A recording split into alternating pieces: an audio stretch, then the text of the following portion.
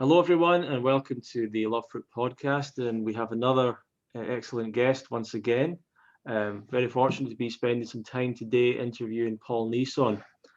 And a little bit about Paul. At age 20, Paul was diagnosed with inflammatory bowel disease, also known as Crohn's disease or ulcerative colitis. And on changing to a raw food diet, his health improved quickly, despite the fact that doctors had told him his condition was incurable and a change of diet wouldn't help. Over the years, this experience led Paul to simplify his life, quit his job in the financial industry.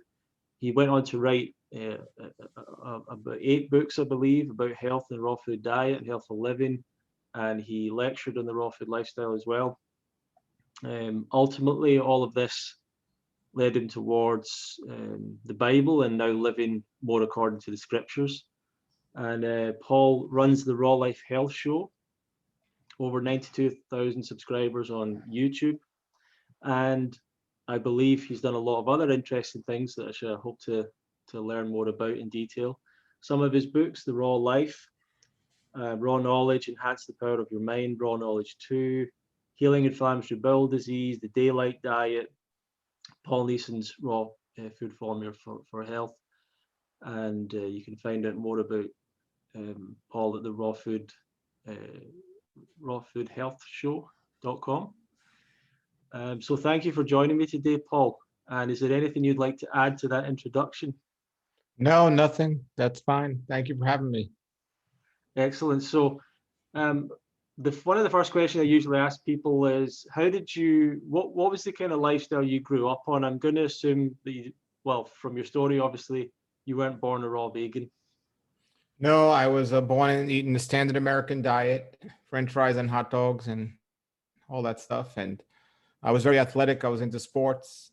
So I tried to eat whatever I could that I thought was going to be good to keep me the best at sports.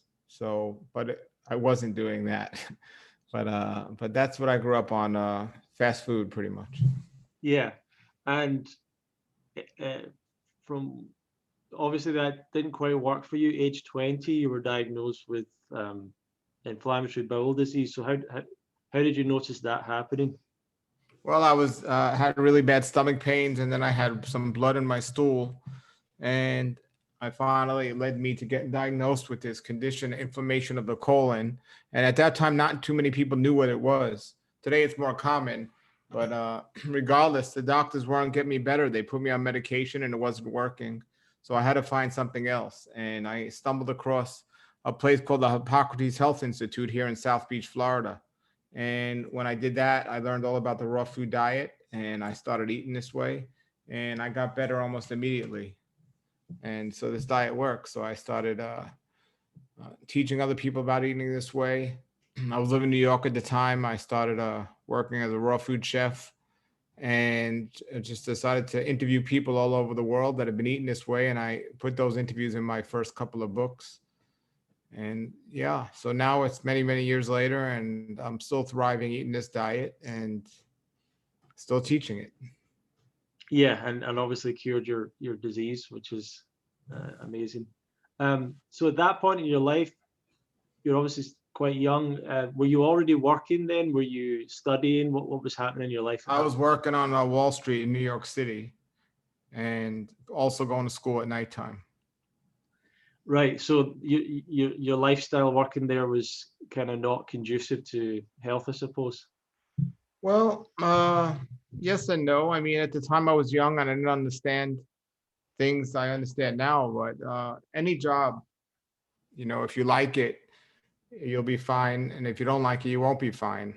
My issue was the diet I was eating and the schedule I was on. But yeah, you can make the best of any situation. But I still was working in a building with closed windows, not particularly doing something I love to do. So the stress from that, I'm sure, contributed to the situation. But it wasn't the, it was just, I knew there was better. So.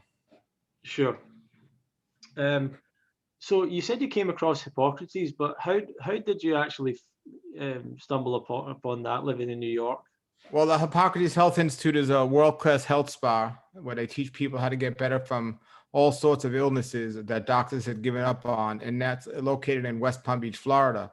And when I was 19 or so, I ended up coming down to Florida and moving here, and I ended up moving right next to the Hippocrates Health Institute without even knowing what raw foods was.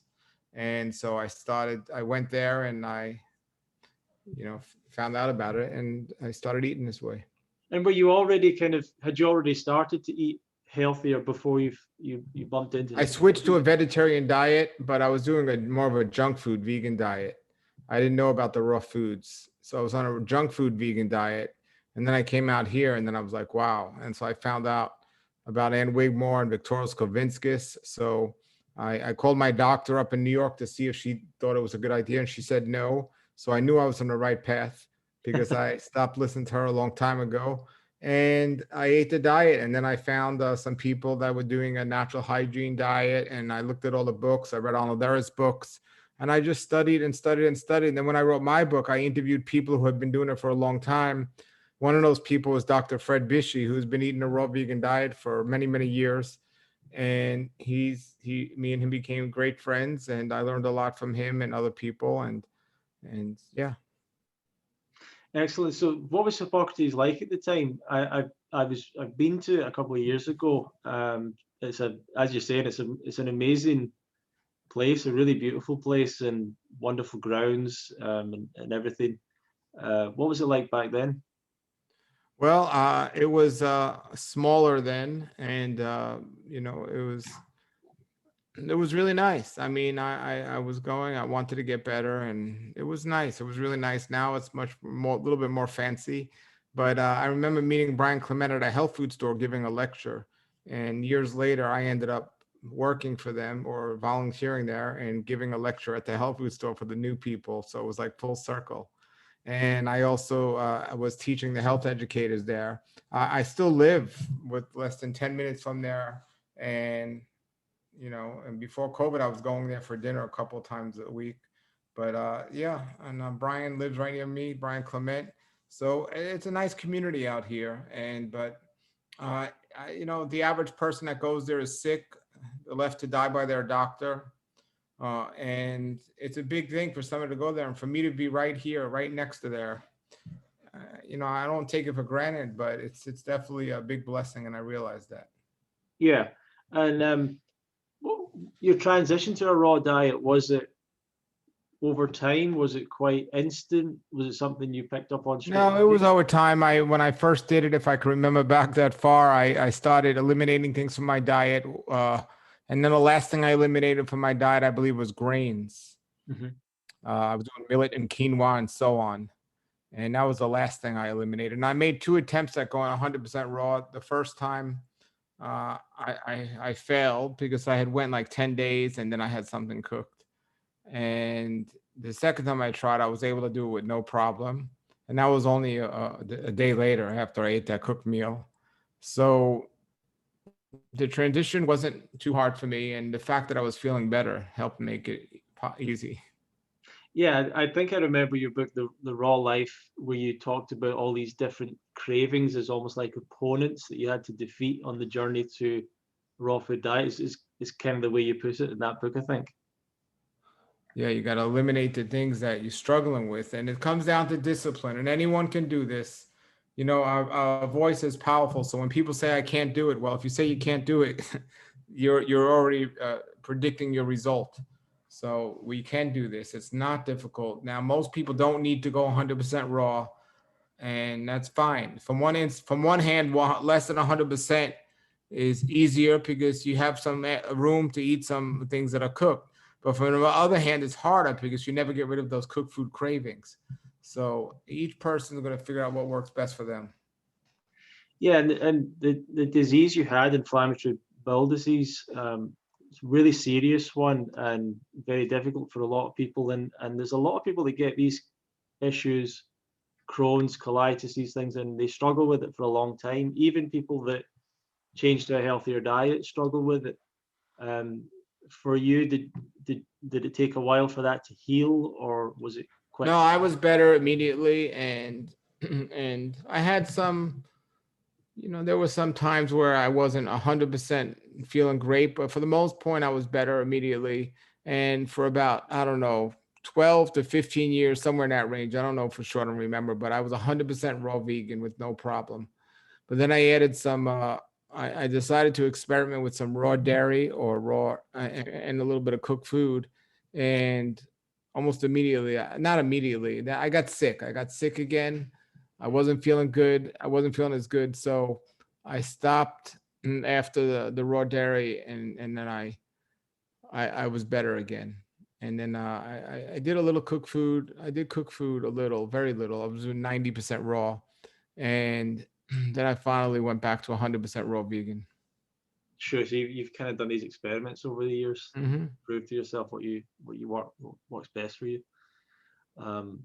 Yeah. So once again, just kind of going back to the story of you uh, started off with the raw diet and everything.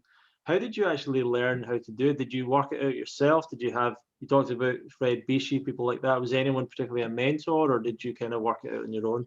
Well, no, there was Hippocrates Health Institute and Wigmore and Victoria Skovinskis and Brian Clement had a bunch of books.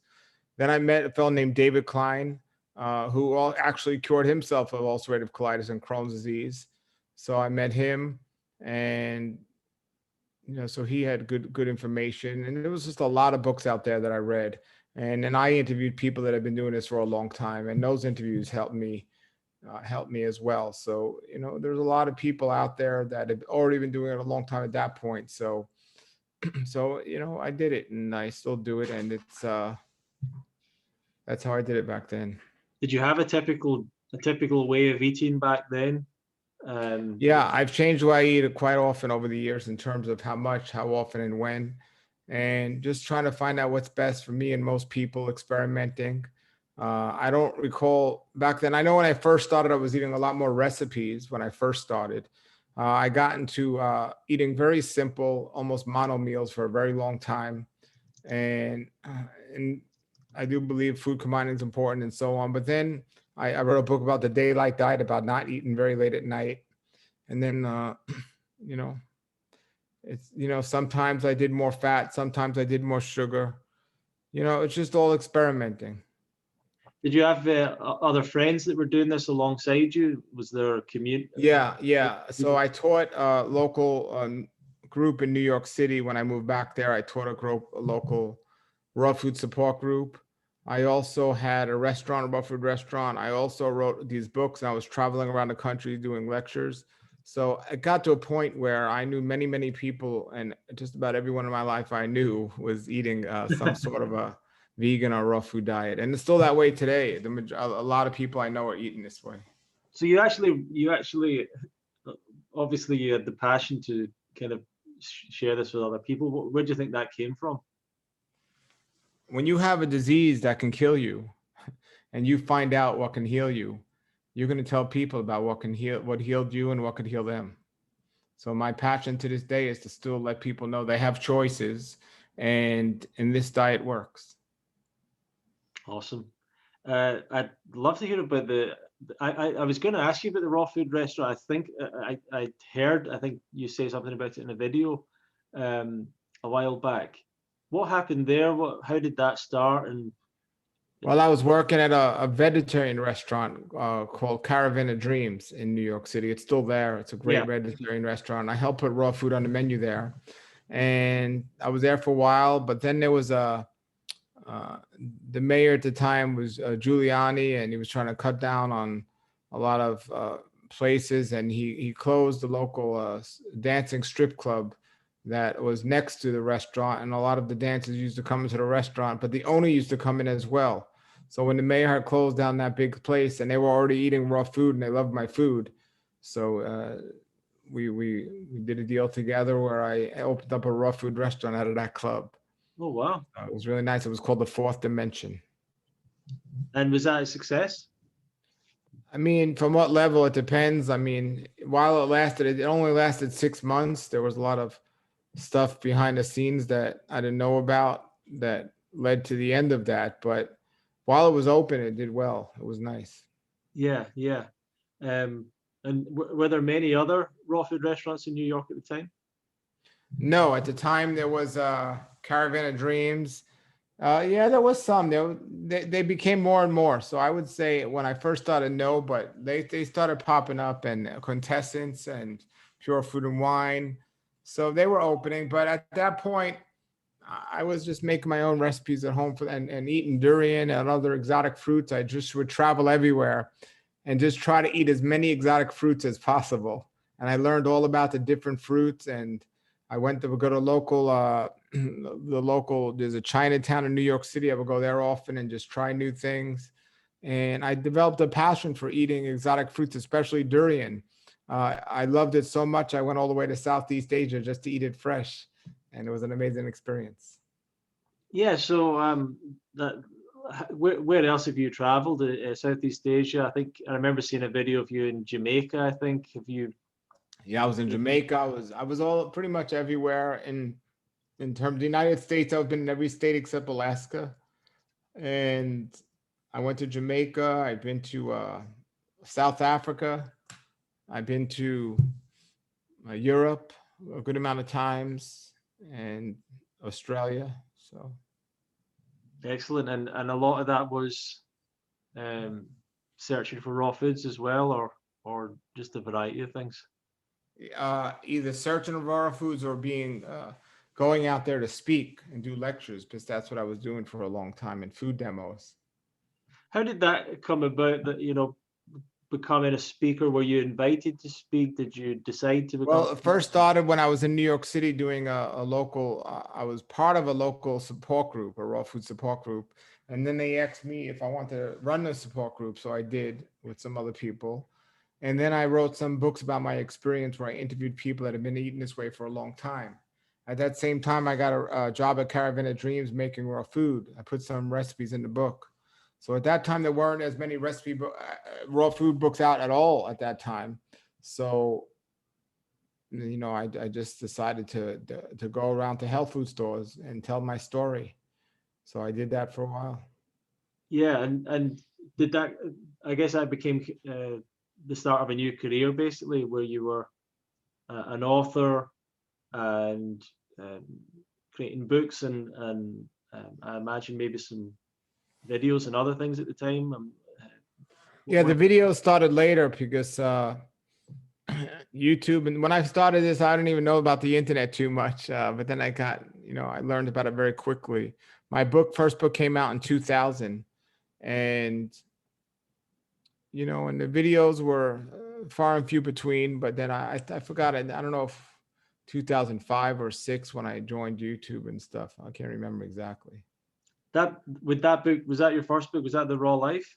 The Raw Life was my first book. Yeah. And that book, I believe, was that published? That was self-published. Self-published. Because I know that I've heard of people picking up that book all over the place. So it must have got out there quite good. Yeah, it did. Especially with it being one of the few raw food books at the time. At the time, it did. And I believe around about that time there became, there was a point where there was quite a popularity for the raw food diet for a while. People like David Wolfe were popular, ideas like superfoods and all that. Did you experience that at the time? Did you see a bit of a resurgence in the idea for a while? Well, I was a purist, and I tried to do things as natural as possible. I believe in taking supplements when needed.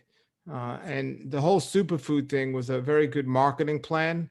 But my reason for doing raw foods was because I was sick and I wanted to get better, and I wanted other people to get better and make the best choices for them.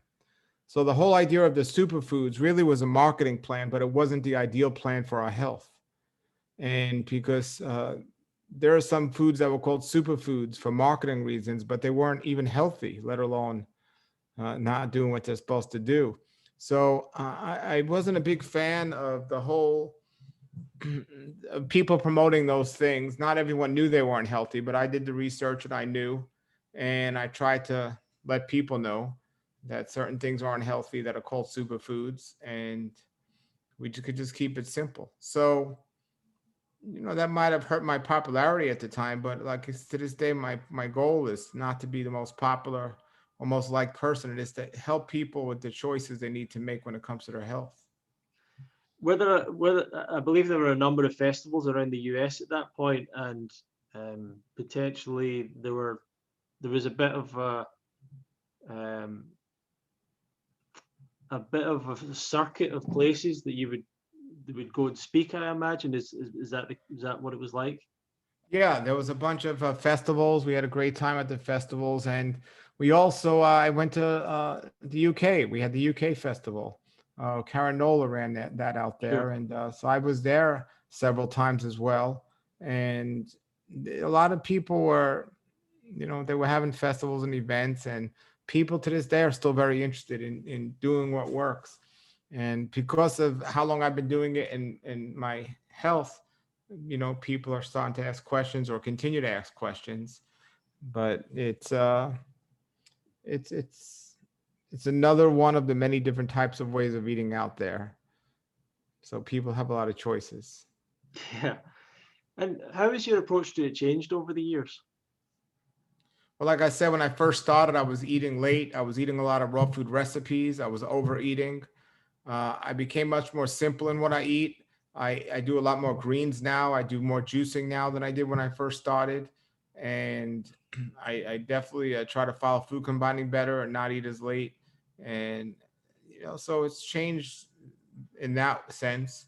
But on a bigger level, it's changed on the sense of the spirituality aspect of things that I didn't really have before, and it really changed my outlook on everything in life. So it was really a powerful thing because I found, and they talk about the raw food diet in the Bible, and the people that were eating that way are the longest living people ever recorded in the history of man, and it definitely is an eye opener.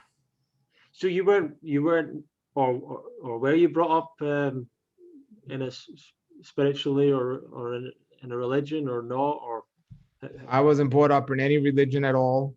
I made my own choices of what I decided when I was young when it came to spiritual aspects. And when I found about the raw foods and I got better from my condition, I started to have a more open mind about belief systems out there. But it was only really until I read the Bible that I really understand things more clearly. And the funny thing is, I denied it for such a long time because I heard so much things, people talk and say stuff, and it's not that important. It's just written by man. I heard all this stuff. So I didn't read it for a long time. But as soon as I picked it up and started reading it for myself, I was amazed at what was in there. And raw foods was part of it, but it just went on and on and on. And it's been the greatest blessing of my life. yeah, a lot of people seem to focus on the Bible being like a religious book, but it's really a book of anyone could really pick it up and get a lot of wisdom from it in terms of a lot of it is knowledge about how people live, how people learn to live better lives and have better communities, and a lot of it is things like that. Why did you pick it up? What led you to read it? Oh, well, first of all, you're exactly right. It's a book that's a wisdom filled with how to live a better life. And it's also a history book. It's an historical book. I love history, and it's a history book. For me, had no intention of reading it, but I did a lecture, and there was a fellow in the audience that said, your lecture was great, talking about raw foods and fasting and healing. But they said, did you know that there's a book out where they talk about those things? It's the greatest health book ever written. And I said, what is it? And they said, the Bible. And I said, the Bible doesn't talk about these things. He said, have you ever read it? I said, no. He said, well, how do you know it doesn't? So I started reading it to prove him wrong. And wow, I was blown away. Not only did he prove me wrong, but he was right. I mean, it talks about this the greatest health book ever written by far. So what are the health principles and practices that are directly mentioned in the Bible you can tell us about? Well, from a physical standpoint, not overeating is very important. It's showing temperance. And that goes right along with one of the things I've learned a long time ago, that overeating is one of the biggest causes of diseases. And now they have the whole idea with COVID and people trying to be extra clean and so on and avoid germs and stuff. Way back in the scriptures, they had systems in place where sick people were not allowed to be around the healthy people.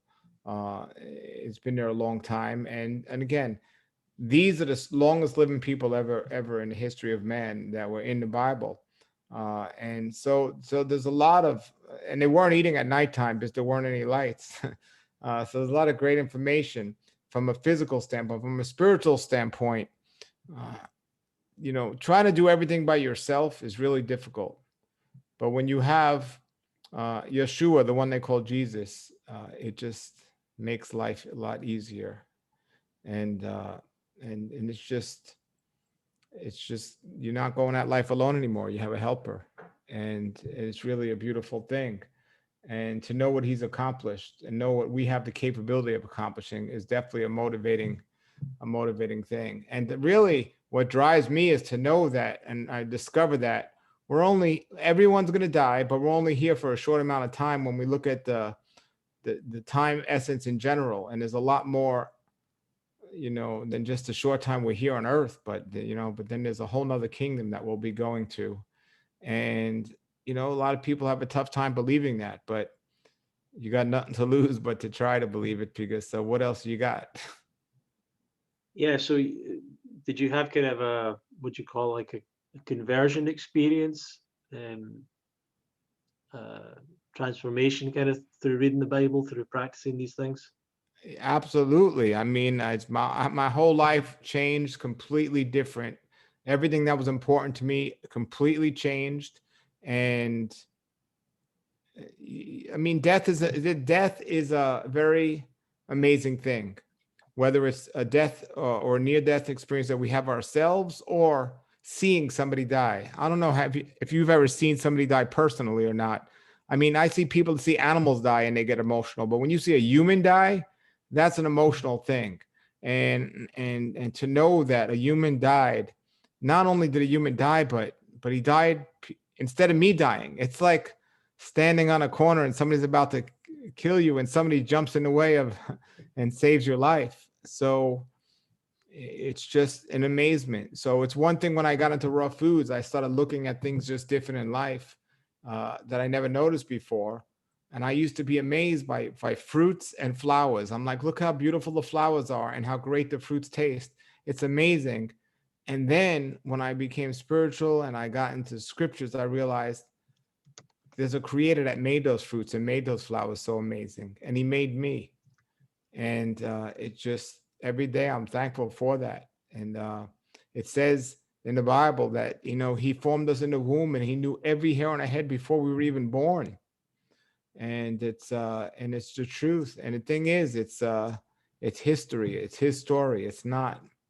See, before I read the Bible, I used to think it was made up. I used to think, oh, that's not true. It's a good story, but it's not true. But then I realized that it's recorded in history and it's very true. And they're finding the ancient artifacts that are mentioned in the Bible all over.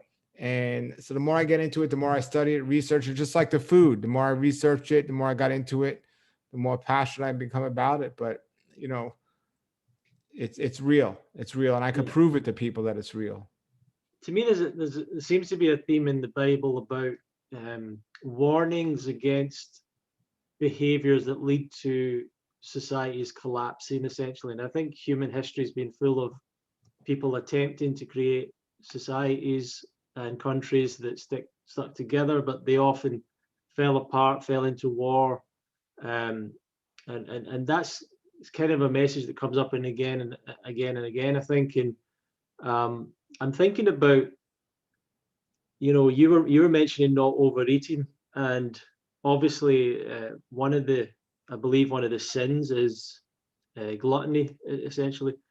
And something I feel, I don't know if you would agree with this, but I feel like in the last century at least, there's been a move towards um, there's kind of no shame to eat as much as you like anymore. There's no limitation on that. The advertising and marketing from the junk food industry is encouraging people more and more eat as much as you like, essentially, and that's that goes against, I suppose, some of the information that you're talking about from the Bible, and it is directly leading to unbelievable disease, and which exacerbates the situation, with COVID and everything else. What's your thoughts on that? 100%, you're right. And like I said, people are ignoring the warnings. It's with the food we're eating, how much we're eating, and the different types. In the Bible, it says there are clean foods and unclean foods, but people ignore that. In the Bible, it says, do not dine with drunkards or feast with gluttons. Not only do people dine with drunkards and feast with gluttons, they become drunkards and gluttons. So, you have to, if you follow the simple guidelines that are found in the scriptures, you can't go wrong. You can't go wrong. But when you look at, there's over 600 commandments in the scriptures about what we should do and not do. And they're not difficult to follow. But if you just even bring it down to the 10 commandments, and you look at the average person, how many of those 10 commandments they're following, and maybe one or two, it's very sad. And then they wonder why they're getting sick. And the Bible's filled with warnings and plagues as a result of people's ignorance and not listening. And our Creator promised over and over again, if you repent, which means to change your mind and start getting right with my word, I will heal you. You'll be healthy. You'll live a long life. But it says clearly, if you do not follow this, you're going to be in trouble. And there's one verse that says in Ezekiel 33:11, it says, God says, I take no pleasure in the death of wicked people. I only want them to change from their wicked ways so they will live. And it's amazing. It's his desire for us to live. He created us and he loves us. And the thing is, I see people in a raw food movement or just in a vegetarian movement and so on. They have no shame in living, against the words of our Creator, and they just take it for granted. They don't really take it seriously. And food's not going to save us, but there's a creator of the food, and that's what's going to save us. Much more powerful than the food. I'm all into healing from green foods and enzymes and things like that. But the creator created that food and with love and in mind. So and fruit trees are the most amazing things in the world. So instead of worshiping the food, I worship the creator of the food. And it's a beautiful life. Yeah, I was once on an airplane sitting next to a Hasidic Jew. He might have been a rabbi, I'm not sure. I had a conversation with him. I was talking to him about the raw food diet and so on. And he told me he said, there's a rule in the Torah about not cutting down fruit trees. It's one of the rules. Yeah, there's several rules when it comes to that. Not eating the fruit for several years at the beginning of when you plant a tree. Our Creator wants us to honor our body like a temple, a clean temple, and to keep it clean. And it talks about all these amazing things. And there are people that lived so long. And then Moses was climbing mountains at 120 years old. If somebody's that age today, they're in an old age home, they're not climbing mountains. How much more proof does somebody need? And I've got a few questions here I'm thinking of. There's obviously the first page of the Bible, Genesis, it mentions Adam and Eve, and it seems to suggest that God was saying, fruit, and I'm not sure if it's fruit and herbs or seed-bearing plants are used for meat, essentially, is what it says, something like that. There's also a passage in the Bible about the Daniel diet, where Daniel's men go back to a more simple diet, I believe, and they able to heal. And I guess there's fasting as well. Mentioned. Well, I wrote a whole book called Health According to the Scriptures, because there are so many people that don't realize what an amazing health book it is. So what you're recommending here are a suggestion, Genesis 1:29, it says the fruits and herbs are the food for man. And then with Daniel, it's really a marketing plan. It wasn't a Daniel diet. Daniel wasn't a vegetarian, but he was very wise. And when he ate the vegetarian foods, he was stronger and wiser than all the other prisoners. And he didn't worship or bow down to other gods. So that's where the real healing was. It wasn't necessarily in the food, but there's so much information all over the scriptures. So I have this book called Health According to the Scriptures that I wrote that really pulls out all those scriptures out of the Bible and lets people see from a health standpoint that he wants you to be healthy. He doesn't want you to die. And at any point, you know, he can and he has healed people, and he can heal us too. He healed blind men, he healed crippled people, and he could heal us. And well, fasting's mentioned. A lot of people talk about fasting in general in the raw food movement. I'm going to assume that when you started off as well, there was probably a lot of information about fasting and so on. Did you do any fasting for helping with ulcerative colitis at the time? Well, yeah, I love fasting. What's your thoughts on it? I think fasting is wonderful. I think it's great physically and spiritually, and I definitely recommend it. I have a good amount of videos on my website about fasting, and I think there's different types of fast. There's short fast, long fast, water fast, juice fast. So there's different types and different lengths. But overall, the principles and concept of fasting are excellent because people are eating too much, and to give the body a rest is very recommended. Did you use it yourself? Did that? Yes, absolutely. And to this day, I still use it. It's a wonderful blessing. And in the Hippocrates Health Institute, they teach people to fast 1 day a week. But it's the more a person fasts, for the most part, I mean, it's only going to benefit their health. Yeah. Despite, you know, a lot of the information in the Bible as you're talking about, it doesn't seem like a lot of churches and so on take that seriously, or take the teaching of health principles all that seriously as part of their principles that they teach. There are a few places, and I'm thinking that I don't know if were you at all influenced or interested in the book, the Essene Gospel of Peace? Did you come across Sure. that? Was that something that influenced you? So you said two things there. The first thing is the church doesn't follow the Bible. They don't. It's a very deceptive thing to think they do.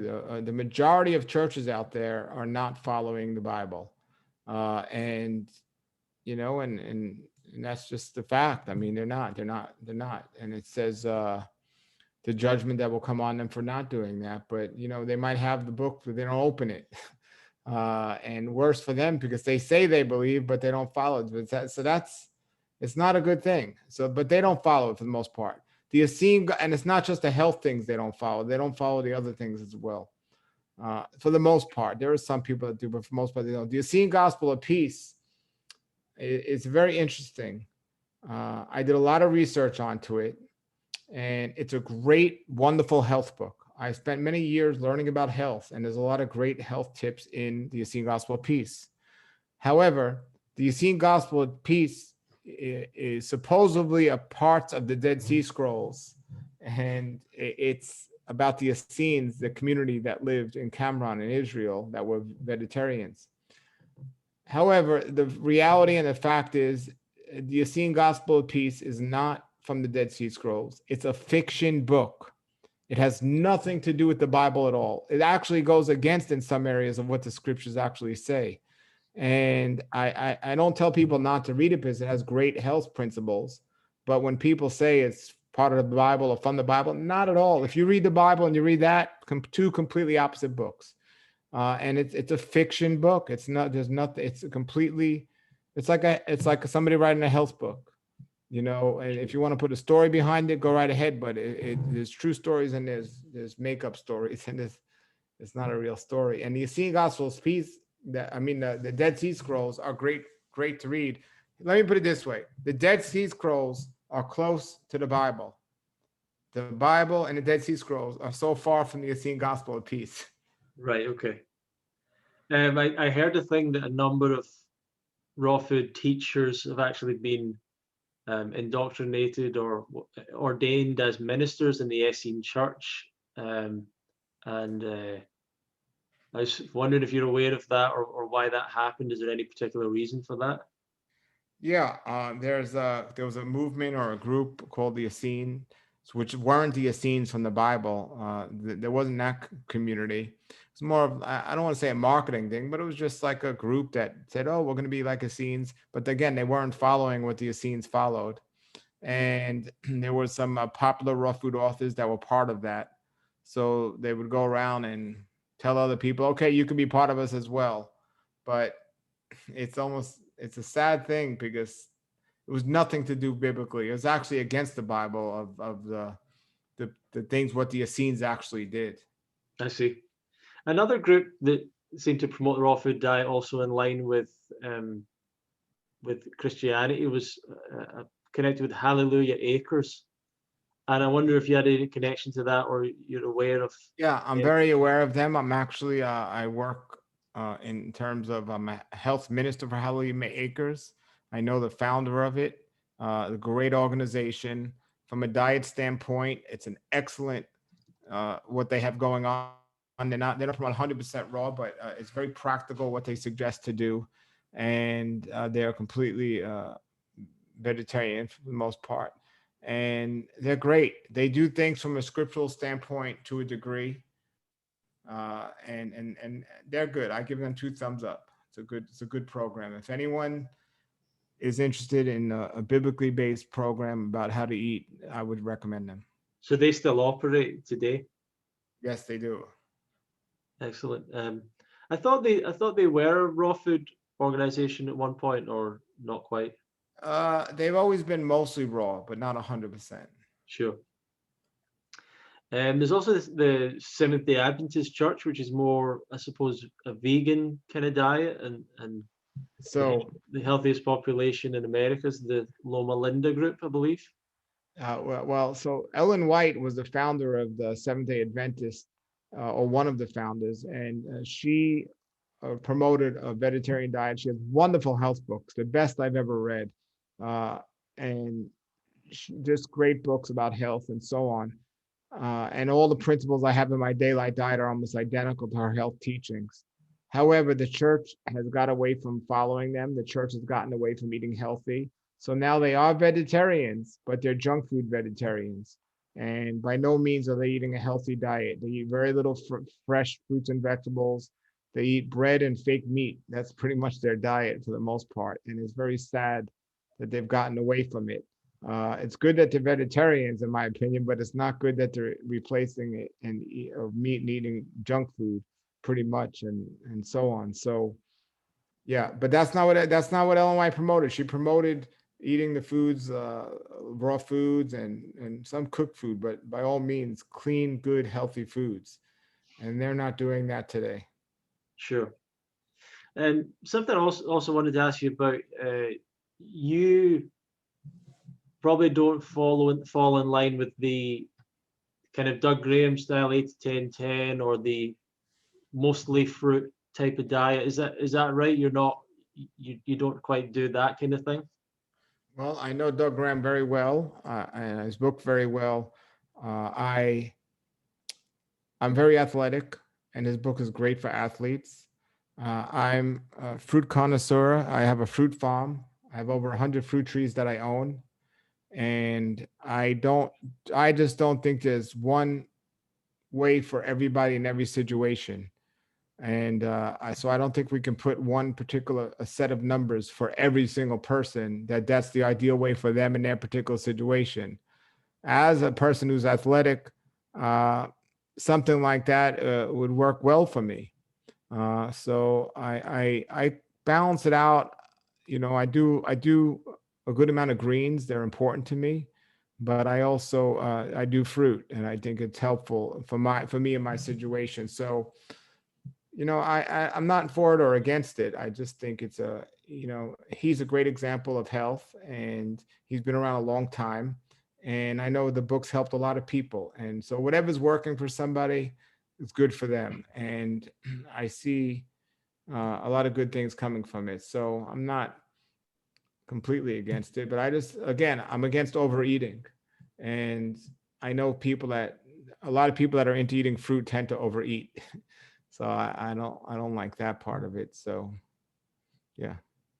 You mentioned that you grow over 100 fruit trees. Is that different varieties or just 100 different trees? I What, have different fruits, different varieties. I live in a tropical location, and I have over 60 different varieties of mangoes. I have bananas, soursops, a whole bunch of tropical fruits. The fruits I travel the world to find, I now grow. But I can't grow durian here, but I grow just about everything else. yeah, what are some of your favorites? Oh, durian, jackfruit, soursop, coconuts, the things that I grow. Excellent. Soursop's one of my favorites for sure. Yeah, unless you've had these fruits off a tree, though, you don't really know how amazing they are. Right, right. Do you ever have the ackee fruit? Yeah, I have it. I have a tree. You have that as well. 60 different types of mango. Is there any particular variety that's the most special to you? Uh, yeah, there's one called the lemon meringue, and it tastes like lemon meringue pie. It's pretty amazing. But yeah, I have on YouTube. I have a channel that's all about my fruit trees. Awesome. Yeah. So if people want to learn more from you, Paul, and more about what you're doing, where can they go and where should they like follow you? My main website is rawlifehealthshow.com. Rawlifehealthshow.com. That's the main place to go. And all my channels are on there. I have several. I have a Bible channel. I have a health channel. I have a fruit channel. So people could check it out there. Excellent. And what would be your kind of words of advice for a beginner just to kind of finish us off today? Uh, if you're going to do the raw food diet, do it for yourself, not for anyone else. Don't think you need to impress anyone or do it the way they're doing it. Just get the research and do it for yourself. And learn, and everybody learn to pray and ask God to guide you on your path. Excellent. Well, thank you very much, Paul, for giving us your time today. And I encourage everyone to check out the Raw Life Health Show, sorry, on YouTube, and lots of videos from Paul there, and his website as well, as he's saying, rawlifehealth.com. He's got a number of books that you can check out as well. So thank you very much, Paul. Thank you for having me, man.